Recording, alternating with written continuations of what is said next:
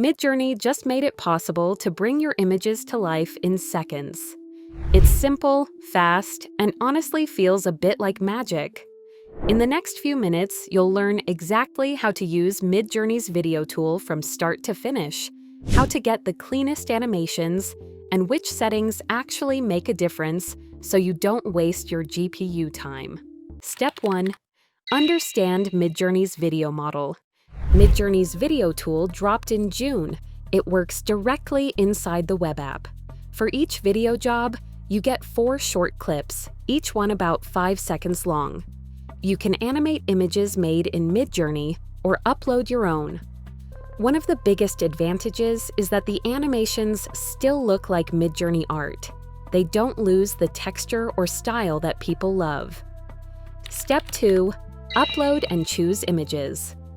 Use a non-upscaled Midjourney image whenever possible. The tool works best with original grid images. If you don't see those easily, go to your gallery and filter by grids.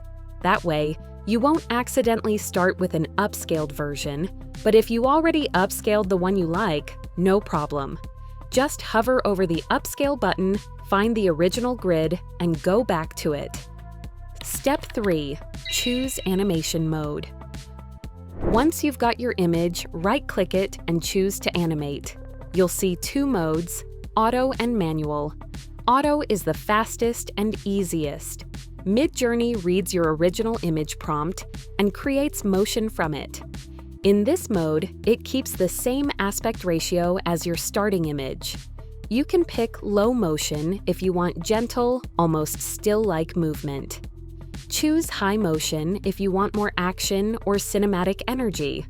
Just know that low motion sometimes doesn't move much at all, and high motion can get a bit messy if your image has complex elements. If you want more control, use manual mode. You can write your own prompt to guide the movement. That means you can say what moves where or describe a camera motion. You can also leave the prompt blank and let Midjourney guess what to do based on your image. If you want the model to follow your prompt exactly without adding anything extra, then include the command "D" -raw at the end of your motion prompt. Step 4.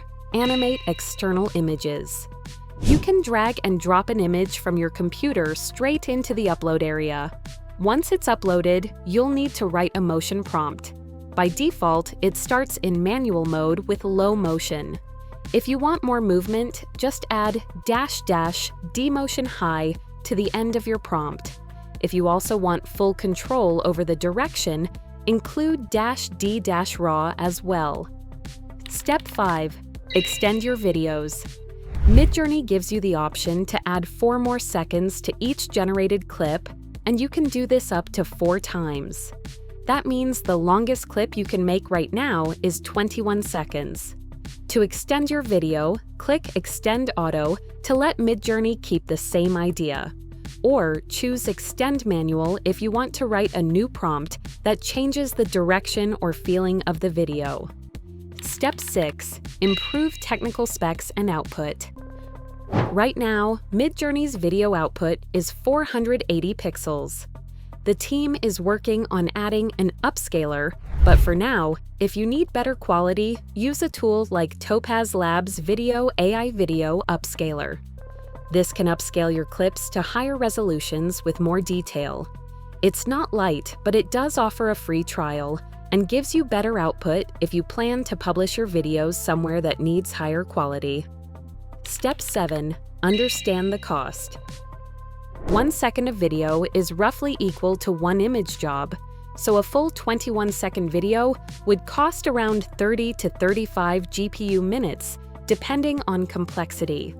Your subscription level decides how many videos you can make. Basic plans give you a limited number of fast mode minutes.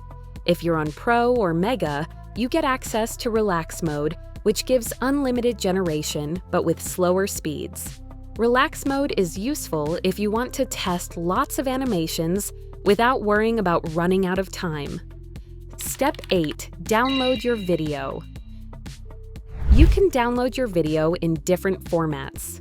You'll get a raw version, a social optimized version, and a GIF. Use the raw file if you want to edit the clip in other software or combine it with other assets. Choose the social version if you just want to post it straight to platforms like Instagram or TikTok. The GIF is best for short loops or quick shares where you don't need sound. Step 9. Use these prompting tips. To write better prompts for video, there are a few things that help. Use clear sequencing. Words like first, then, and next help the model understand the order of actions. Don't repeat things that are already obvious in the starting image.